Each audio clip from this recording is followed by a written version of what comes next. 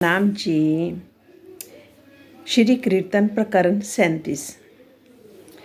हारे वाला बंद पड़िया वल हरिया तारे फंदड़े, बंद बिना जाए बांधियो हार, हंसिए रोइए पड़िए पछताइए, पन छूटे नहीं जे लागी लार कतार।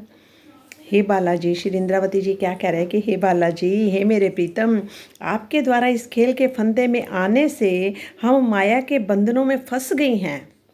यहाँ पे आने पे क्या हो गया, हम तो माया के फंदड़े में फंस गई हैं और अब हमारी सारी शक्ति ज्ञान प्रेम विवेक इत्यादि क्षीण हो गई है। देखने में कोई प्रत्यक्ष बंधन तो नहीं दिखाई पड़ता है, या देखने में नहीं पड़ता है, लेकिन सभी अंगनाएं पंक्तिबद्ध होकर किसी न किसी रूप में माया में बंधी हुई हैं। इससे निकलने के लिए कोई कितना भी रोए, हंसे या पश्चाताप करे, लेकिन माया का बंधन ऐसा विकट है वह छूटता ही नहीं है। इसमें फंसते जाने वाले की लंबी पंक्तियां लगी हुई हैं। और क्या कह रहे हैं कि जहर चढ़ियो हाथ पाँव झटकतियो, सर्वा अंग साले कोई सके ना उतार, समर्थ सुख थाए साथ ने तत्किन गुणवत्ता, गारुड़ी जेहर तेहन तेनी विधे झार। जिस प्रकार किसी व्यक्ति के शरीर में जहर फैल जाने पर उसके सभी अंगों में पीड़ा होने लगती है तथा वह अपने हाथों और पैरों को पटकने लगता है, उसी प्रकार हे धनी, हमारे इन तनों में भी माया का जहर फैल गया है, जिससे हम दुखी हैं। इस माया के जहर का कोई भी अन्य व्यक्ति उतारने में समर्थ नहीं है।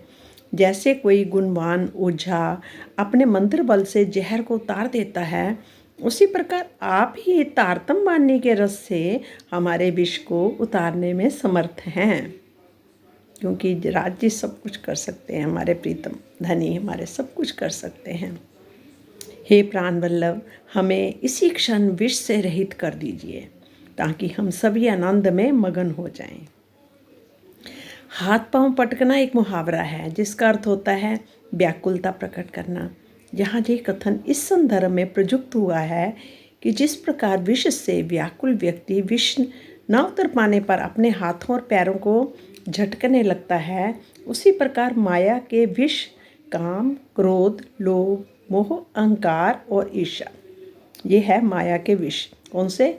काम क्रोध मोह लोभ अहंकार और ईर्ष्या से व्याकुल सुंदर साथ जो है वो प्रायश्चित के रूप में अपने हाथ पांव पटक रहे हैं। बेहद वाणी में माया का विष को उतारने के संबंध में क्या कहा गया है? बेहद वाणी में सॉरी, तारतम रस बानी कर पिलाइए जाको, जहर चढ़िया होए जिमी का सुख होवे ताको। ये बेहद वाणी का है, प्रकरण 31 और छुपाई 137। माहे धके दवानल दसों दिशा में, हवे बल्लन बासनाओं थी निवार, हुक्म मोह थी नजर करो निर्मल मूल, मुखदाई विरह अंग थी विसार। इस संसार में दसों दिशाओं पूर्व पश्चिम उत्तर दक्षिणी आग्नेय नृत्य अवायव्य ईशान ऊपर और नीचे में विषयों के दावाग्नि जल रही है। मतलब चारों तरफ विषयों की क्या चल रही? दावाग्नि चल रही है। इनमें झुलसने वाली आत्माओं को बचा लीजिए। हे प्रीतम, अपने हुक्म से इनकी दृष्टि को माया से हटाकर स्वच्छ कर दीजिए और अपनी नूरी सुंदर स्वरूप दिखाकर हृदय से विरह के कष्टों को दूर कर दीजिए। ये समय ऐसा है, इस टाइम हर आत्मा की पुकार है कि मतलब कि हे हुक्म, अपने हुक्म से, क्योंकि उनका हुक्म ही उनका स्वरूप बन के यहाँ पर आया हुआ है। और क्या कहते हैं? अपने हुक्म से इनकी दृष्टि को माया से हटाकर, मतलब माया से हट जाए इनकी दृष्टि आत्माओं की, और इसको स्वच्छ कर दीजिए और अपनी नूरी सुंदर स्वरूप दिखाकर, जो आपका नूरी स्वरूप है उसको दिखाकर हृदय से विरह के कष्ट को दूर कर दीजिए। जिनके अंदर भी विरह है उन सबको, उस कष्ट को आप दूर कर दीजिए। इस टाइम हर सुंदर साथ की एक ही इच्छा है, वन में एक वृक्ष की अग्नि दूसरे वृक्ष तक पहुंचकर उसे भी जला देती है। उसी प्रकार विषय का विष भी है। विषयों को जितना ही सेवन किया जाए, दावाग्नि की तरह उनकी उतनी ही इच्छा बढ़ती ही जाती है। जैसे आग एक वृक्ष से दूसरे वृक्ष, तीसरे वृक्ष को लगते लगते सारा जंगल खाक हो जाता है, उसी तरह से इच्छाएं भी बढ़ती ही जाती हैं। एक इच्छा ख़त्म नहीं होती, दूसरी इच्छा आ जाएगी, दूसरी तीसरी आ जाएगी। कभी कभी तो कितनी इकट्ठी इच्छाएं भी इकट्ठी हो जाती हैं। तो क्या कह रहे हैं कि बढ़ती ही जाती है। प्रीतम के मुखरबिंद के दर्शन से ही शांति मिलती है। जब आपका मुखरबिंद, आपके चरणों को हम साक्षात देखने लग जाएंगे तो क्या होगा, उसके दर्शन से ही हमें शांति मिलेगी सब रूहों को। इसके अतिरिक्त अन्य कोई भी मार्ग नहीं है और कोई मार्ग ही नहीं है।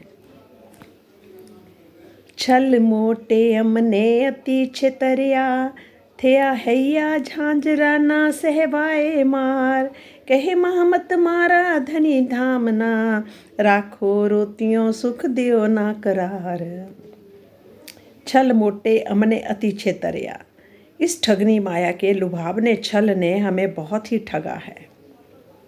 कि इस ठगनी माया के लुभावने छल ने हमें बहुत ही ठगा है, जिससे हमारा हृदय छलनी छलनी हो गया है, अब इसकी मार सही नहीं जाती है। श्री महामती जी कहते हैं कि मेरे धाम के धनी, अब हमारा रोना बंद कराकर परम धाम के अखंड सुख दीजिए, जिससे हमारे हृदय को सुकून शांति मिल सके। हे धनी, आपका जब हम दर्शन कर लेंगे, आपके मुखरबिंद को देख लेंगे, आपके चरणों में हम चरणों का दर्शन करेंगे, तो तभी हमारी अंदर की ये दावाग्नि है, जहाँ सोचो हमारी इच्छाएं हैं, ये तभी ख़त्म होगी, तभी समाप्त होगी। और कितना भी सोच लो, कोई ना कोई इच्छा आ ही जाती है। और लुभावने का मतलब क्या, कितनी कितनी लुभावने, जहाँ पर मार्केटें बनी हैं, कितनी सुंदर जगहें बनी हुई हैं, बहुत चीज़ें हमने देखी हैं। अभी पीछे पोखट गए थे तो वहाँ पर एक शो हुआ था, उसके अंदर ऐसी ऐसी चीज़ें हमने देखी शो के अंदर, वहाँ कैमरा ले जाना मना था। ऐसी ऐसी सुंदर चीज़ें देखी कि हमें परम धाम याद आ गया। जैसे जब राजश्यामा जी बाहर निकलते हैं तो क्या होता है कि सब में अपने सुखपालों पे बैठ के जा रहे होते, तो उस टाइम जो सारे पशु पक्षी जितने भी वहाँ के जानवर हैं, बड़े छोटे, सब सज धज के अपनी सेनाओं के साथ और सवारियों के साथ निकलते हैं।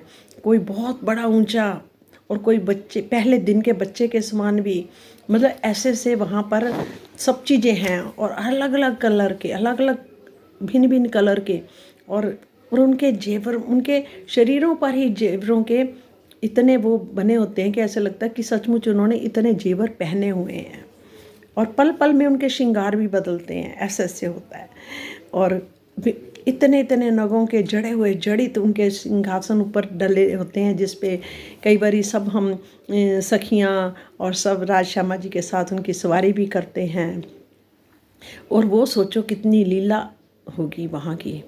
और वो चीज़ें हमने, काफ़ी चीज़ें हमने वहाँ पर देखी, तो मेरे को परम धाम याद आने लगा। मैं कहा वहाँ पर हमारा क्या होगा, ये तो फिर भी यहाँ के हैं, और यहाँ के तो उसके हिसाब से, जबकि इतने सुंदर थे, इतनी डेकोरेट करे हुए थे, और ऊपर से जैसे वो मतलब कि आकाश से जैसे हम सखियाँ उड़ रही हैं, जा रही हैं, मतलब कि देख रही, ऊपर से भी उड़ रहे हैं। मतलब वो उन्होंने तो रस्सियाँ बांध रखी थी जिसके ऊपर वो बैठी हुई थी, पर दिखने में रस्सियाँ दिख नहीं रही थी, तो ऐसे लग रहा था कि जैसे ऐसे ऐसे चल रही हैं वो बीच में आकाश के, सुखपाल चल रहे हैं, ऐसे महसूस हो रहा था।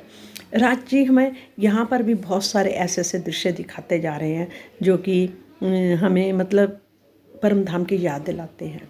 ऐसे ऐसे समुंदर देखे जिनके अंदर इतने बड़े बड़े पत्थर के, खाली पत्थरों के पहाड़ी खड़े, सोचो वहाँ तो महलों के महल मतलब बीच में खड़े हैं समुद्रों के अंदर महल, और 14 करोड़ 40 लाख ऊंची ऊंची भुएँ हैं जिनकी, मतलब कि वो ऐसी सी चीज़ें वहाँ हैं।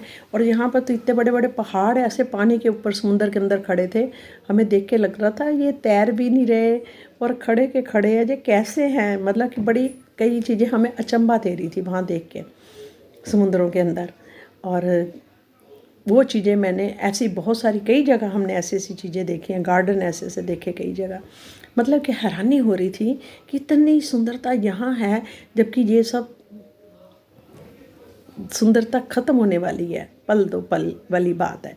और वहाँ की सुंदरता तो हमेशा रहने वाली है, वहाँ ना कोई चीज़ ख़त्म होती है ना, और पल पल में फूल भी अपने कलर बदल लेते हैं।